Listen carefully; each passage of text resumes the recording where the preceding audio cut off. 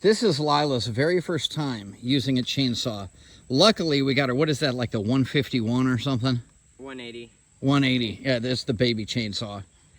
So, Ethan, tell her she just gassed, she put bar and chain oil, she got the sprocket grease in the end. Teach her how to start the thing. So what I do for a chainsaw, you're holding it like this. Okay.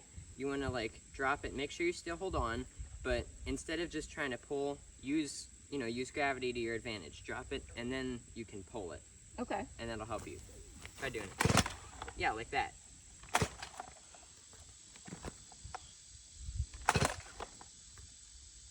Drive it on all the right settings? Yep. Stay away from the blade, Ethan. Yeah.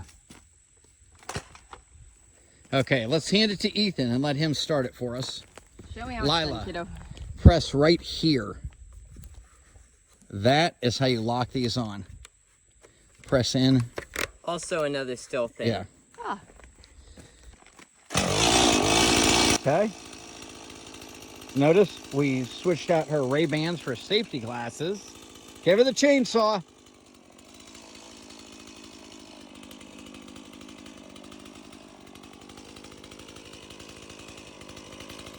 That's good. Get the power.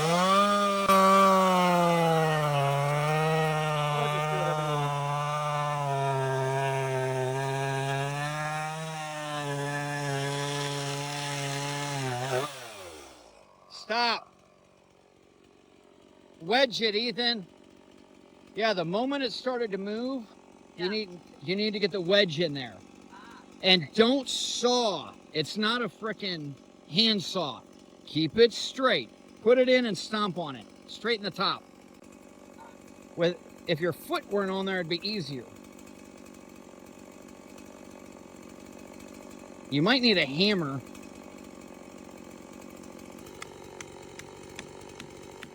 See how that lifts up the log? Yeah. You're literally trying to lift that part of the log up.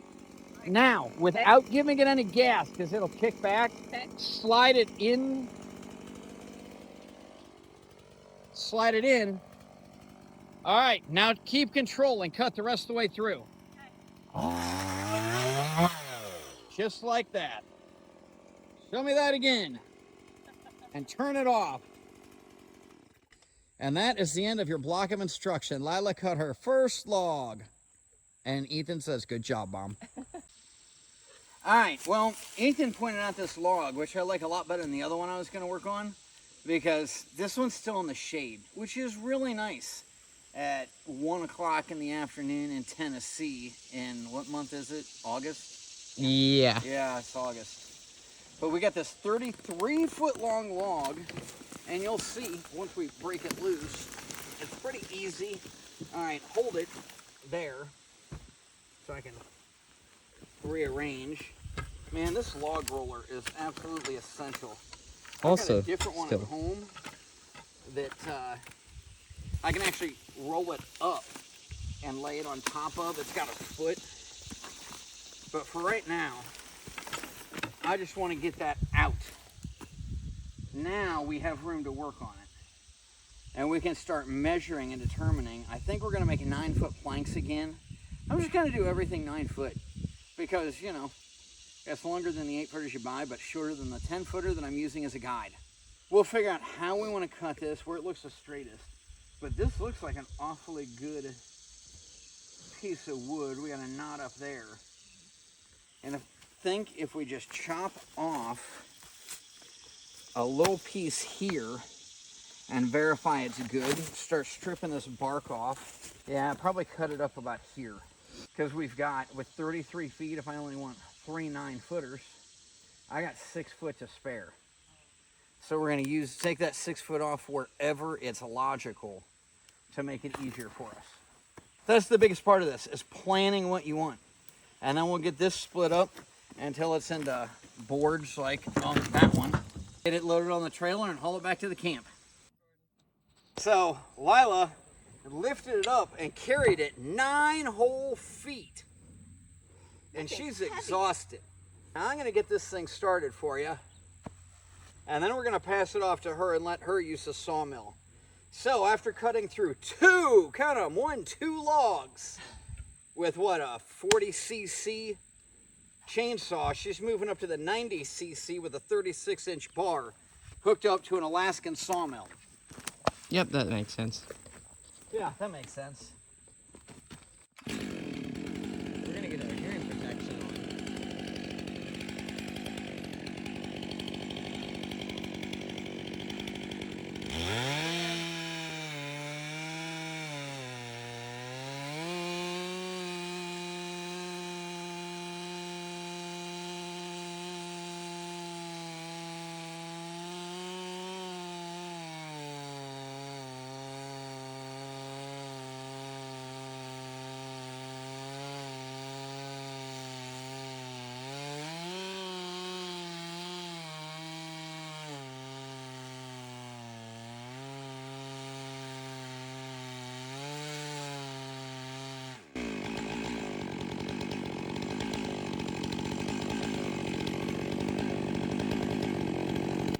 Right here.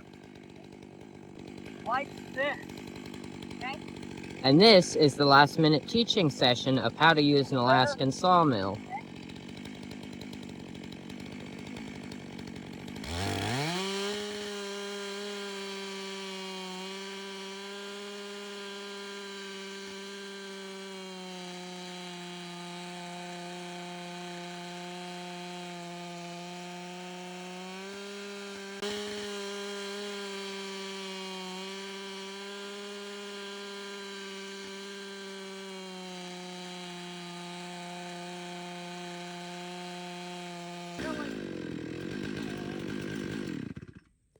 All right, slide it out.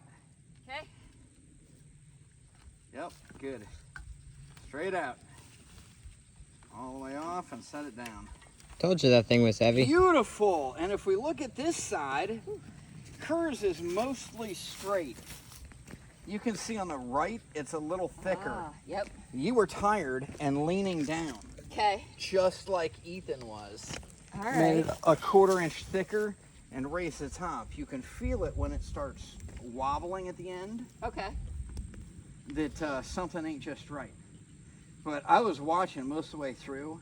I think you're even smoother than us because you go slow and you're pointed straight in with your weight going in, not down. Okay. Until maybe that tree got in your way, maybe you were just tired. But when you ran out of gas and started again, that might have messed something up. So let's flip this over. Okay. You take this in, Okay. and let's look at Mom's cut, how smooth it is, Ethan. All right. Hey. We got plenty of ants coming out. Yeah. That's not bad. That's nice. I was right. Whew, that is smoother than ours. That is a beautiful board. And Good job, you Mom. just made your first board, Lila. High five. Let's load this one up, get the bark off it loaded up, and it's Ethan's turn again. All right. Yay. Here we are at the campsite. Lila, what'd you do today to make the camp better? I cut that board. She knows exactly the one. How about you, Devin? I cut one of those boards, although I'm not sure which one, and cleared out a whole bunch of that stuff. That looks pretty awesome back there. You didn't know when I said you were going to use a weed whacker, you actually had a 2-hand power. You were looking for that gas-powered thing, weren't you? At first, yeah. Ethan, they both cut a board. What'd you do today? I cut 2 boards today. Wow. I wonder how many boards there are. If we counted them, it'd be about a dozen. So if you did 1, 2, 3, 4... Yeah, I did all the rest. But now we're going to have plenty of lumber. So this camper that we're living in, I think we're going to start by building a table for Lila to cook on so she doesn't have to kneel down and go on top of those 2 stumps. It'll also make a good workbench for me. And then we're going to take all the rest of it and build a huge deck right over here. If you can see, looking out in that valley, it is just absolutely gorgeous looking down in there. And I think we can stick a deck if we walk down about 10 or 15 feet out far enough that we can see all the way down the valley. And I'm just learning the property lines, but I'm pretty sure That is absolutely, yeah, that's definitely our ridge line past it. So every time I walk down in there, I will never ever be able to see anything but deer, maybe a bobcat. Definitely no other human beings unless we invite them, right, boys? Right. Absolutely. And that's the beauty of it. And that's why we're here.